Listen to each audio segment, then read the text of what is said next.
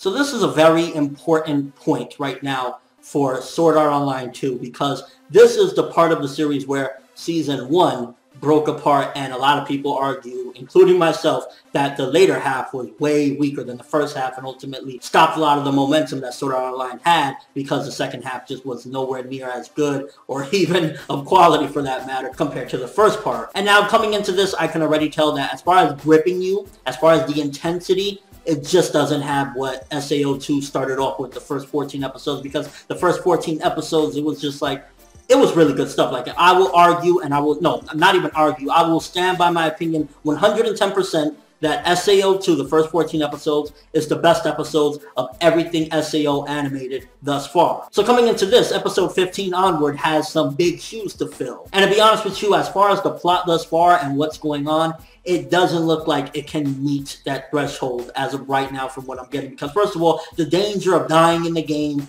has been vanished, because at the end of the day now they're just in a normal MMO. Yeah, there's some circumstances, but ultimately it doesn't have the same danger because there's no death gun to pull the trigger or whatever. So that aspect is gone. And when you take that aspect out, it definitely lowers the stakes. And to be honest with you, this episode kind of reminded me of like, what if me and a couple of my buddies were playing some MMOs? Because in all honesty, that's what it really felt like. Them talking about the legendary Excalibur sword and them trying to get it and then finding out all these extra missions aside. To be honest with you, is like, I would have rather these been OVAs, and maybe we would have just had like 14 episode season of SAO2, because I think this is actually a science story. So you're getting a science story as the second half of SAO2. I am liking the fact that a lot of the characters that I did enjoy are returning and kind of seemingly are going to be some of the mains again, like Klein. Like, definitely Klein was one of my favorites in the beginning of SAO1. So to see him back is good, although I'm a little bit scared and a little bit skeptical, I'm not going to lie, seeing Shinon kind of just being squeezed into the background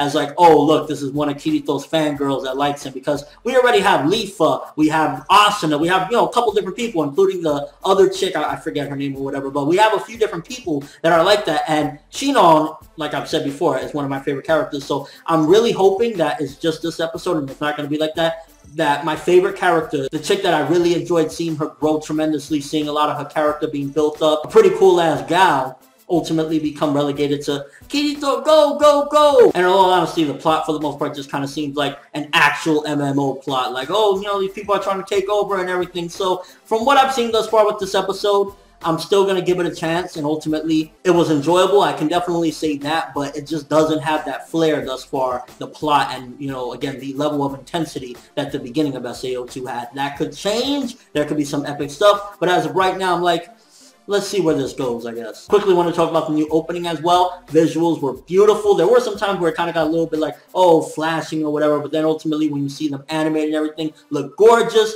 Song was alright, but I really love the visuals for this one, because SAO, again, I always say it, the animation are, love it. And I'm throwing just speculation out there, but in all honesty, I can totally see Kirito being the one guy that can pull Excalibur out and go defeat the Tyrant King or whatever. It's like, I totally see it going down like that, him just fucking destroying him. And if it comes out cool and awesome with a little bit of twist around it, then it could be good. But we gotta wait and see. And with all that being said, this episode, I'm going to give it 6.5 to a 7.